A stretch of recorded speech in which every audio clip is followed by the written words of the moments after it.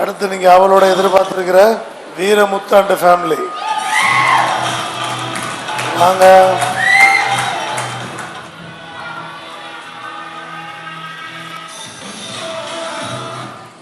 வெற்றி வணக்கம். நான் வீரமுத்து, விஏஓ. ஓவரால் ரேங்க் வந்து 78, கம்யூனல் ரேங்க் 41. கவனிக்கல, திருப்பி சொல்லுவோம். Overall rank 78, communal rank 41. Overall rank 78. அப்படின்னா எத்தனை question sir? 180 question sir. 180 question sir. So இந்த டஃப்பான கொஸ்டின் பேப்பர்லேயும் 180 அடிக்க ஆள் இருக்குன்னா வல்லவனுக்கு வல்லவன் சிந்துமதியோட 176, அவங்க 396 சொன்னாங்களா? அதுக்கு முன்னாடி ஒரு 395 பேர் இருக்காங்கன்னு சொன்னா அதில் இவரும் ஒருத்தர் தானே அர்த்தம். இப்போ அதில் 78ஆ? ஆமாம் சார், 78. அப்போ 180னா 180க்கு மேலே அடித்தவங்க ஒரு 77 ஸ்டூடெண்ட்ஸ் இருக்காங்க. 180க்கு மேலே அடிச்சு இருக்கலாம், ஆனால் இவர் யூஜி மட்டும் படிச்சிருப்பார் நினைக்கிறேன். ஆமாம் சார், பிஏ இங்கிலீஷ் மட்டும். யூஜி மட்டும் படித்தனால 78, இல்லாட்டி இன்னுமே ஒரு 20 ரேங்க்குள்ளே வந்திருப்பாங்க. பிஜிலாம் முடிச்சிருந்தா அந்த ரேங்க் கொஞ்சம் முன்னாடி போகும், இல்லாட்டி இன்னும் நல்ல ரேங்க் அவர் சொல்லியிருந்திருப்பார். 180 கொஸ்டின்ஸில் எனக்கு முன்னாடி 30 பேர் இருந்தாங்க. 30 பேர் எல்லாரும் என்னோட வயசு கூட, அதனால ரேங்க்ல முன்னாடி போனாங்க. அவ்வளோதான். 30 பேர் எனக்கு முன்னாடி 180 கொஸ்டின்ஸில் மட்டுமே. இதோட அர்த்தம் என்னன்னா ஸ்டேட் லெவல் டாப்பர் யாரு? Veeramuthu. State level top rank வாங்கினதில் முக்கியமானவர்னு அர்த்தம். அதை நீங்கள் புரிஞ்சுக்கிட்டு நம்மளும் இதுமாரி சாதிக்கணும்னு நினைக்கணும். சரியா? இந்த இடத்துல இப்போ நான் உட்காந்துருக்கிறதுக்கு ரொம்ப முக்கியமான காரணம் அம்மா தான். எனக்கு 10 வயசு இருக்கும்போது அப்பா இறந்துட்டாங்க. அதுக்கப்புறம் சிங்கிள் பேரண்ட்டாக கிடைக்கிற வேலைக்கெல்லாம் போயிட்டு எங்களை ரொம்ப கஷ்டப்பட்டு தான் வளர்த்தாங்க. ஆனால் எவ்வளோ கஷ்டத்துலேயும் எங்கள் எல்லாம் 4 பேர் நாங்கள் மொத்தம் பசங்க, 4 பேரையும் படிக்க வச்சாங்க. ரொம்ப கஷ்டப்பட்டாலும் 4 பேரும் படிக்கணும் அப்படின்ட்டு படிக்க வச்சாங்க எல்லாரையுமே. இப்போ அவங்க கஷ்டப்படுறதுக்கெலாம் நான் இப்போ பலனை கொடுத்துட்டேன். ஒருத்தவங்க இப்போ விஏஓ அம்மா நீ அப்படின்னு கேட்கும்போது அது எனக்கு ரொம்ப பெருமையாக இருக்குது.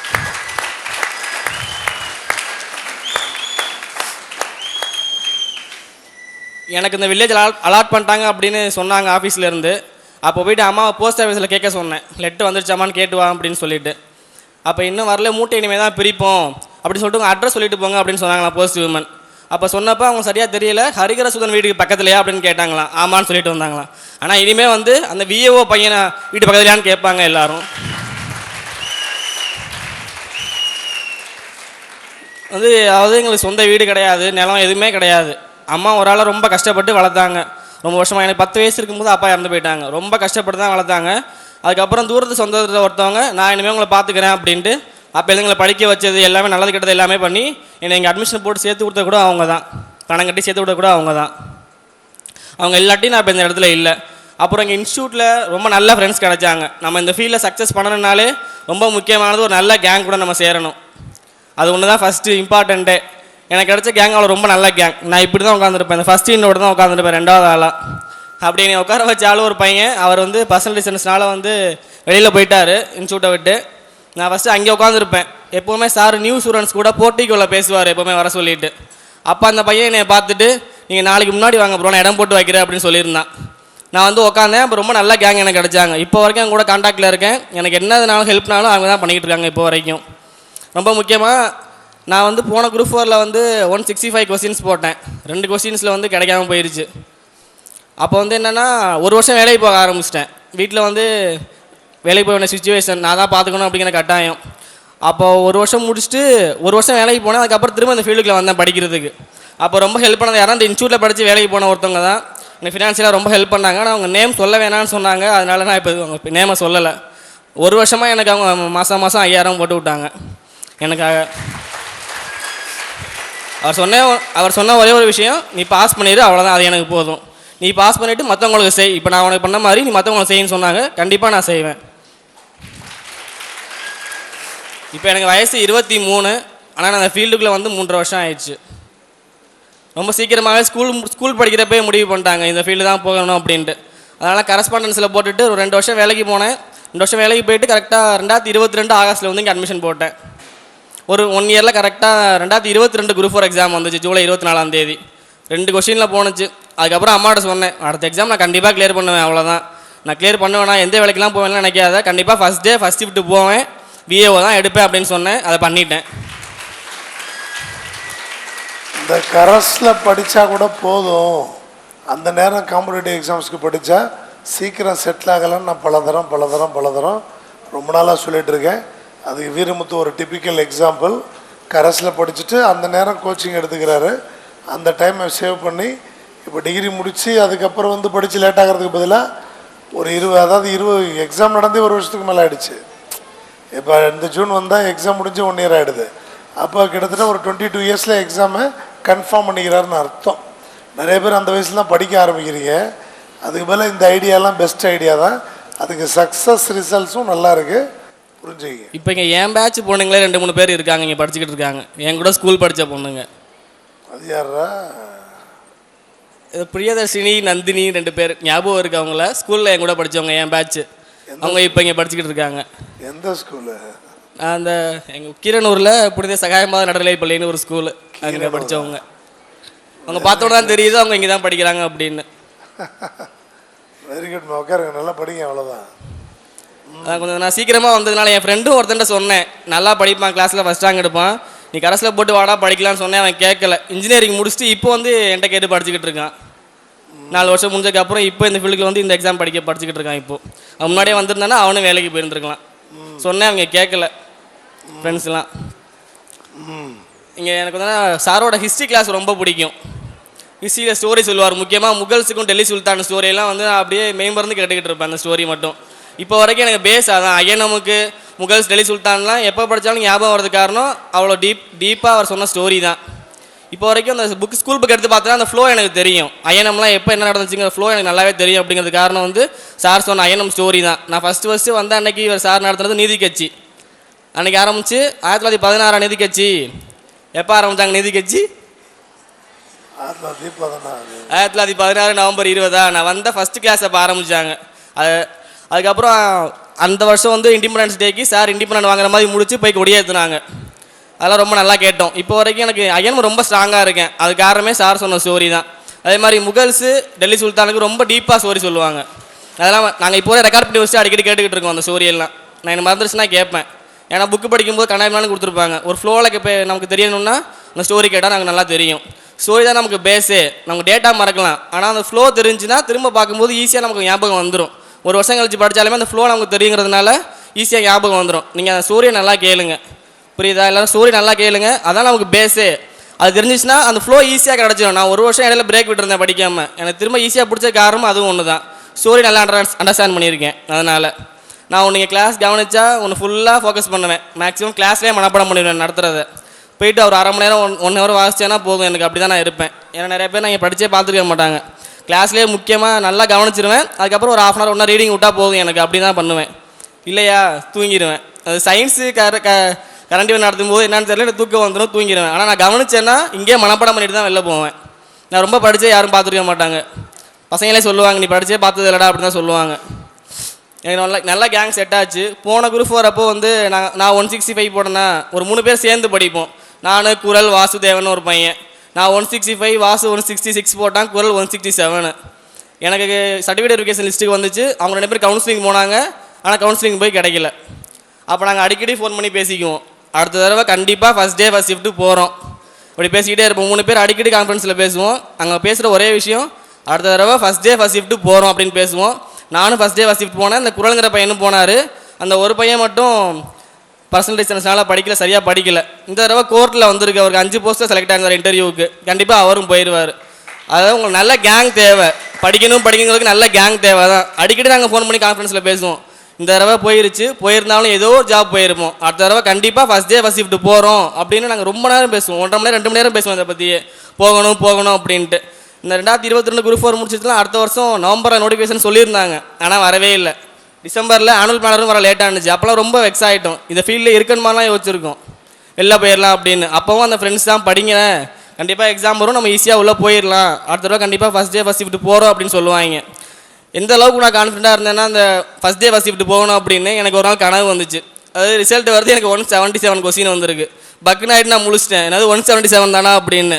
அதை நான் என் ஃப்ரெண்ட்கிட்ட சொன்னேன். அவன்கிட்ட 177 போட்ட மாதிரி கனவு வந்துச்சு அப்படின்னு. அதுவே நல்ல கொஸ்டின் தானா அப்படின்னு சொன்னான். இல்லை எனக்கு 180 அட்லீஸ்ட் 180 வேணும்னு சொன்னேன். அதே மாதிரி எக்ஸாம் முடிச்சப்போ கரெக்டாக 180. நான் எக்ஸ்பெக்ட் பண்ணது 182 கிட்ட வரும்னு எக்ஸ்பெக்ட் பண்ணேன். ஆனால் 180 கரெக்டாக வந்துருச்சு.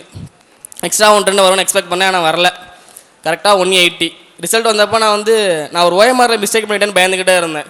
சைன் போட்ட மாதிரி எனக்கு ஞாபகமே இல்லை. சைன் போடலைன்னா இன்வைட் பண்ணுவாங்க ஓஎம்ஆரை.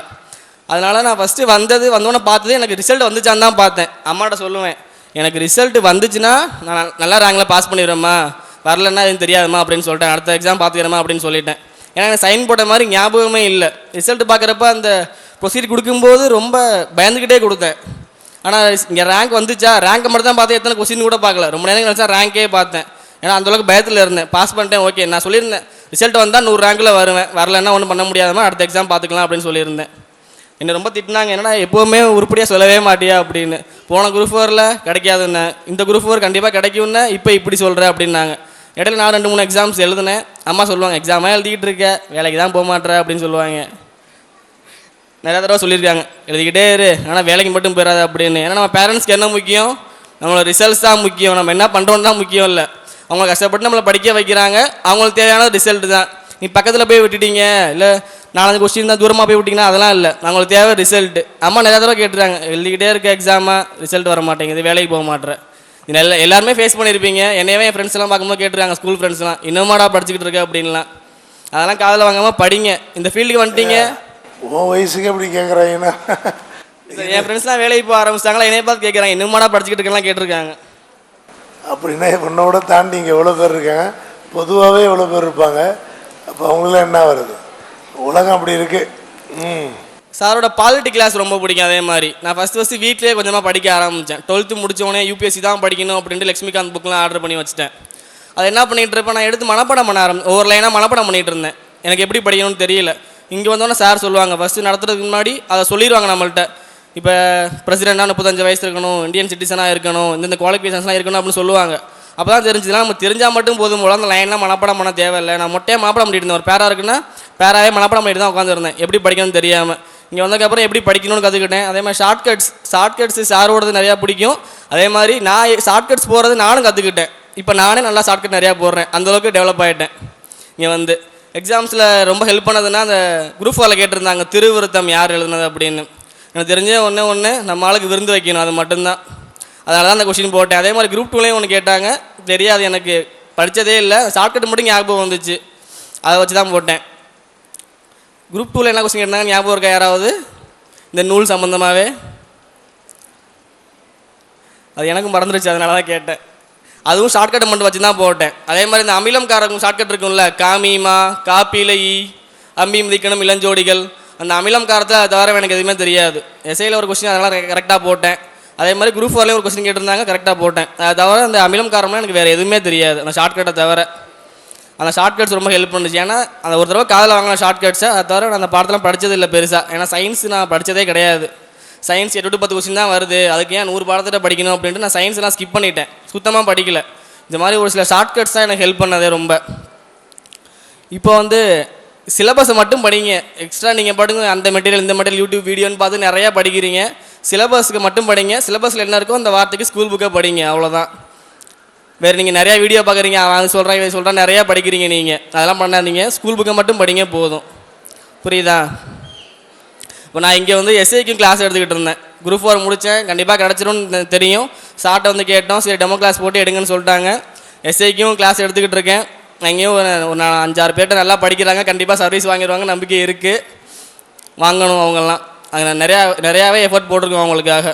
அவங்க அம்மா அமுதா, அவங்க என் ஃப்ரெண்டு ரேஷ்மா, அவங்களும் இந்த ஃபீல்டில் தான் இருக்காங்க. இவன் தம்பி, எனக்கு மொத்தம் 3 தம்பிங்க, 2 பேர் வரல, வேலை பார்க்குறாங்க. வணக்கம், என் பேர் அமுதா. எனக்கு 4 பசங்க, பெரியவன் 3 பேர், அங்கே 2 பேர் வெளியில் வேலை பார்த்துட்ருக்காங்க. சின்ன பையன், அவங்க அப்பா சாகையில் அவனுக்கு 8 வயசு, இன்னொருத்தனுக்கு 7 வயசு, ஒருத்தனுக்கு 5 வயசு, ஒருத்தனுக்கு 2.5 வயசு. எனக்கு அப்பா அம்மா இல்லாமல் தான் என் பிள்ளைங்களை வளர்த்தேன். எனக்கு யாரும் இல்லை, ரொம்ப கஷ்டப்பட்டு வளர்த்தேன். முறுக்கு சுட்டேன், பணியாரம் சுட்டேன், அங்கே வேலைக்கு போனேன். எங்கள் பிள்ளைகளை பார்த்துக்கவும் ஆள் இல்லை, அங்கே ஒரு வாரம் வேலை பார்ப்பேன், அப்புறம் முடியாது, வாடகை கொடுக்கணும், பிள்ளைங்களை என்ன பண்ணுறது ஏது பண்ணுறதுன்னு ரொம்ப கஷ்டப்பட்டேன். அப்போ தான் 5 வருஷம் சென்று ஒரு தூர சொந்தம் நான் இருக்கேன், இந்த பிள்ளைங்க நல்லா படிக்கிறாங்க, நான் படிக்க வைக்கிறேன், இங்கே தான் இப்படி சேர்க்கணும், என்ஆரில் தான் சேர்க்கணும். நான் 15 வருஷத்துக்கு முன்னாடி நான் இங்கே தான் படித்தேன், இங்கே தான் சேர்க்கணும், அவன் நல்ல வேலையில் தான் வருவான் அப்படின்னு சொன்னாங்க. நானும் என் பையனும் தான் அட்மிஷன் போட வந்தோம். 2 டியூவாக கட்டின பணம் சார்கிட்ட கேட்டோம். சரி வந்து கட்டுங்க அப்படின்னாங்க. சார் சொன்னதுனால 2 டியூவாக கட்டினோம். என் பிள்ளை வந்து படித்தான், வெளியில் நல்லா வந்துட்டான், வேலையில் வந்துட்டான். நீங்கள் அது மாதிரி அப்பா அம்மா கஷ்டத்தை நினச்சி படிங்க, தலை நிமிர வைங்க. என் பையன் 10 வயசுலேயே தலை நிமிர்ந்து நடக்க வைப்பேன் எங்கள் அம்மா வேணா, அது மாதிரி தலை நிமிர்ந்து நடக்க வச்சுட்டான். ஒவ்வொருத்தவங்களும் அப்பா இல்லாமல் அம்மா இல்லாமல் அப்பா அம்மாவோட வீடு வாசல் இல்லாமல் ரொம்ப கஷ்டப்படுவீங்க. நீங்கள் நல்லா வாங்க, அம்மாவை தலை நிமிர்ந்து நடக்க வைங்க, அம்மா அப்பாவை. அதான் என்னோட வேண்டுதல். எல்லாரும் பாஸ் ஆகி நல்லா வரணும். நன்றி.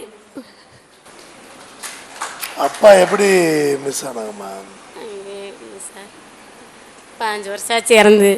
எத்தனை குழந்தைங்க சொன்னீங்க? 4 பேர். 4 பசங்க. எனக்கு அப்பா அம்மா எல்லாமே ரொம்ப அவங்க வீட்டு பக்கமும் எந்த சப்போர்ட்டும் கிடையாது, எங்கள் வீட்டு பக்கமும் எந்த சப்போர்ட்டும் கிடையாது. 5 ஜீவன் இருக்குன்னு யாருமே நினைக்க மாட்டாங்க. இப்போ தான் விஓ ஆகிட்டான்.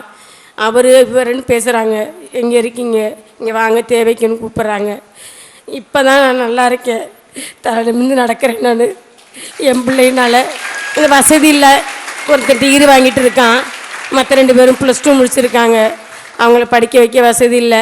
இவனே ஒருத்தனை ஓசி தான் படிக்க வச்சாங்க அவங்க, நான் இருக்கேன்னு சொல்லி.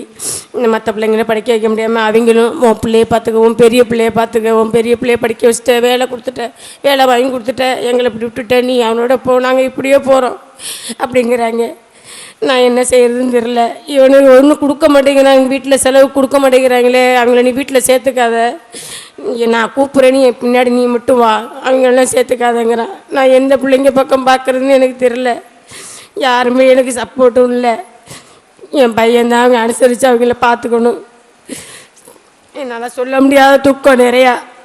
என் பிள்ளை இந்த ஸ்டேஜில் நிற்க வச்சுருக்கான், என்னை தடுமிருந்து நடக்க வச்சுருக்கான். இன்ன வரைக்கும் நான் எங்கேயுமே போனதில்லை, இங்கே தான் வந்து நிற்கிறேன். நான் என் பிள்ளை மாதிரி எல்லாரும் அப்பா அம்மாவை தடுமிருந்து நடக்க வைங்க. எவ்வளவோ கஷ்டப்படுவாங்க, வெளியில் போக முடியாமல் இல்லாதவங்களும் இருப்பீங்க, இருக்கிறவங்களும் இருப்பீங்க. நான் 300 ரூபா வாடகை கொடுக்க முடியாமல் இருந்தேன் எங்கள் வீட்டுக்கு. என் பிள்ளைங்கள வளர்த்து நான் ஆளாக்கிட்டேன். இந்த பையன் மாதிரி எல்லா பிள்ளைங்களும் வந்துட்டாங்கன்னா எனக்கு போதும். என் பிள்ளைங்களுக்கு என் பெரிய பையனுக்கு ஒருத்தர் கிடச்சாரு, மற்ற பிள்ளைங்களுக்கு இவன் தான் பார்த்து பண்ணணும், அதுவும் முடியாது. நான் மற்ற 3 பிள்ளைங்களையும் நான் எப்படியாச்சும் வளர்த்து நான் இந்த வேலைக்கு வர வைக்கணும். அவங்களும் கஷ்டமில்லாத வாழ்க்கை வாழணும், என்னை மாதிரி கஷ்டப்படாமல் இருக்கணும், சாப்பாட்டுக்கும் தண்ணிக்கும். என் பிள்ளைங்களுக்கு நான் என்ன பண்ண போகிறேன் அப்படின்ட்டு இருந்தேன். முடி வெட்ட போகிறது கூட காசு இல்லாமல் நான் வீட்டிலேருந்து ஒட்டையடிச்சு விட்டேன். என் பிள்ளைங்களுக்கு எல்லா பிள்ளைங்களுக்குமே ஒரு பிளேடு வாங்கி அவ்வளோ கஷ்டப்பட்டோம். நான் இருக்கேன்னு சொல்கிறதுக்கு ஆள் இல்லாமல் இருந்துச்சு. இப்போ என் பிள்ளை இருக்கான், என் பிள்ளைங்க மற்ற பிள்ளைங்க எல்லாரையும் பார்த்துக்கணும். எல்லோரும் அம்மா அப்பாவை நல்லா வச்சுக்கோங்க, கவனமாக படிங்க. என் பிள்ளை எந்த நேரத்தில் கேட்டாலும் அப்படின்னு 3 மணிக்கு கேட்டாலும் எழுந்திரிச்சு படிக்கிறேம்மாம்பா, நைட்டு 12 மணிக்கும் படிக்கிறேம்மாம்மா. சாருக்கு எவ்வளோ பாடம் நடத்தினாலும் நீங்களும் கவனித்து நல்லா படிங்க, படித்தாதான் நீங்கள் முன்னேறலாம். நல்லா வாங்க. எல்லோரும் இங்கே வந்தவங்க எல்லோரும் வேலை கிடச்சி வெளியில் போகணும். நன்றிங்க.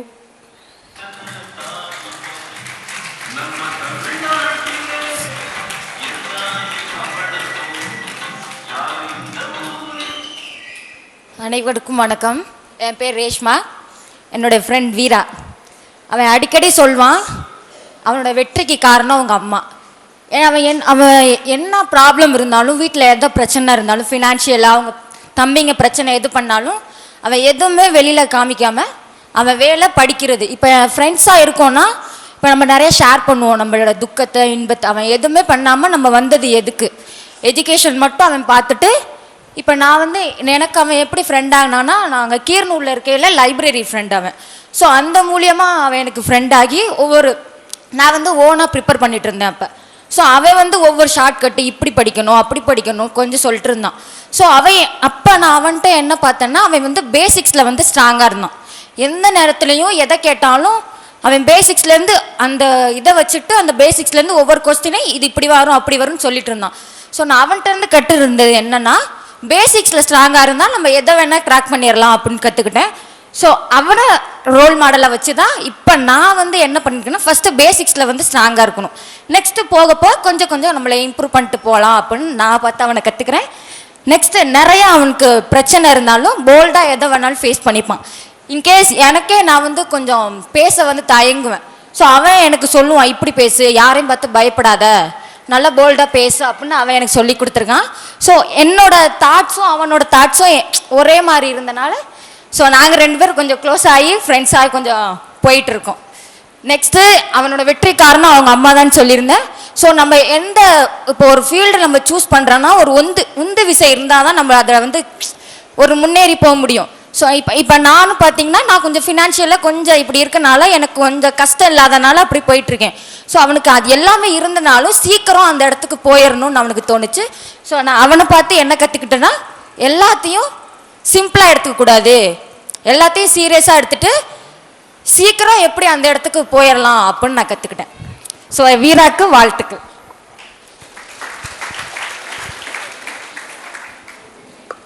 நிறைவா சொல்லு மாணவர்களுக்கு. நல்லா படிங்க. நீங்கள் வந்து இங்கே எதுக்கு வந்துருக்கீங்களோ அதை நல்லா பண்ணுங்கள். சிலபஸை வச்சு நல்லா படிக்க ஆரம்பிங்க. இன்னொரு 104 நாள் தான் இருக்குது அடுத்த குரூப் 4க்கு. நல்லா படிங்க. உங்களுக்கு மோட்டிவேஷன் தேவைன்னா என்ன பண்ணுறீங்க, இந்த கவுன்சிலிங் வீடியோ கவுன்சிலிங் வீடியோ மட்டும் பாருங்கள். டிஎன்பிசி வாழ் முன்னாடி எவ்வளோ பேர் கண்ணீர் சிந்துறாங்க அப்படின்னு. நான் வேலை வாங்கினோன்னு அம்மாவுக்கு நல்லா தெரியும். எனக்கு நல்ல ரேங்க்கில் இருக்கேன், நல்ல விஏஓ தான் எடுக்க போகிறேன்னு தெரியும் அம்மாவுக்கு. ஆனாலும் அந்த ஆர்டரை வாங்கிட்டு நான் வெளில வரும்போது என்னை பார்த்துட்டு அழுதுட்டு முத்தம் கொடுத்தாங்க. அதான் அது அது நல்லா இருந்துச்சு எனக்கு.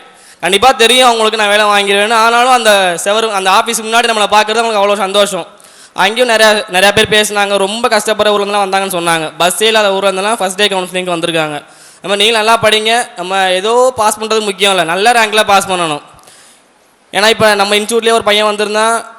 அந்த பையன் வந்து நாகர்கோவில், விஏ எடுத்தது நாகப்பட்டினத்தில். டிஸ்டன்ஸ் பார்த்தேன் எவ்வளோ, 450 கிலோமீட்டர். எனக்கு 33 கிலோமீட்டரில் போட்டிருக்காங்க. இப்போ ஃப்ரைடே போய் ஜாயினிங் லெட்டர் கொடுத்துட்டு வந்தேன். செவ்வாய்க்கிழமை வந்து டியூட்டியில் ஜாயின் பண்ண சொல்லியிருக்காங்க. 33 கிலோமீட்டர் தான். எனக்கு அதே அதிகமாக தெரியுது. நீங்கள் உங்களுக்கு நினச்ச வேலை நினச்ச இடத்துல வேணும்னா நீங்கள் நல்ல ரேங்கில் பாஸ் பண்ணணும். ஏதோ ஒரு கொஷின் 169 போட்டோம், ஏதோ ஒரு வேலையை போடலாம் இல்லாமல் நல்லா படிங்க. உங்களோட டார்கெட்டே 180 தான் இருக்கணும். அப்போ தான் அட்லீஸ்ட் ஒரு 175 ரேஞ்சிலையாவது உங்களால் போட முடியும். நான் சொன்னேன் இல்லை, எனக்கு கனவு 177 வந்துச்சு. ஆனால் அப்போ நான் உடனே முழித்தேன், இது பத்தாதா அப்படின்னு. புரியுதா? அது மாதிரி நீங்கள் உங்கள் டார்கெட்டே வந்து ஹை லெவலில் இருக்கணும். அப்போ தான் நீங்கள் அச்சீவ் பண்ண முடியும். அது மாதிரி நல்லா படிங்க. உங்கள் பேரண்ட்ஸ்க்கு நீங்களும் பெருமை தேடி கொடுங்க. சூப்பர். எல்லாரும் வாழ்த்துக்கள் சொல்லுங்க. நல்லா கிளாப்ஸ் கொடுங்கப்பா. அம்மா வாங்க. நல்லா 4 பசங்களை சூப்பராக டெவலப் பண்ணியிருக்கீங்க. பிளஸ்ஸிங் வாங்கிக்கோ அம்மாட்ட பிளஸ்ஸிங் வாங்கிக்கன்னு. சந்தோஷமா? அங்கே பாருங்க.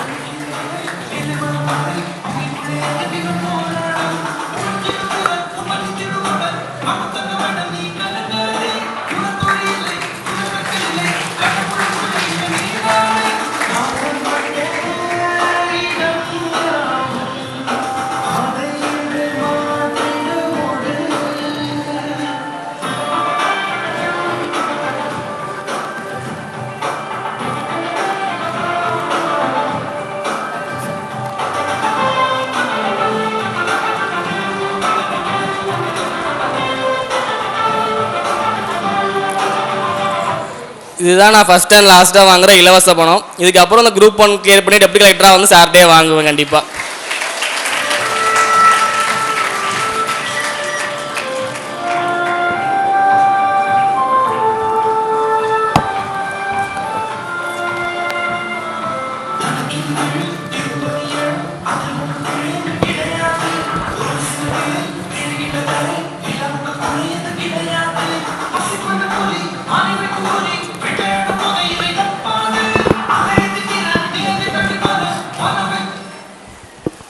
Veeramuthu VAO, Veeramuthu VAO, Veeramuthu VAO.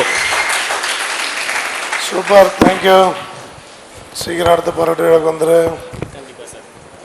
ரொம்ப சந்தோஷமா இருந்து சாப்பிட்டு தான் போகணும். சரியா? சாப்பாடு இருக்கு.